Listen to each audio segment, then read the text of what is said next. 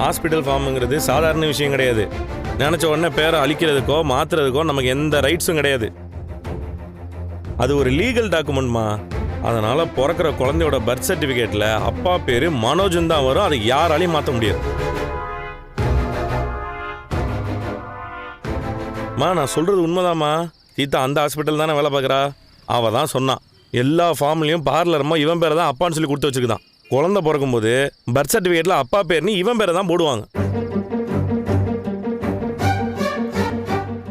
டேய் மனோஜ், முத்து சொல்ற மாதிரி பர்த் சர்டிஃபிகேட்ல உன் பேர் வச்சிருந்துச்சுன்னா அப்புறம் அதை யாராலையும் மாற்ற முடியாதுடா.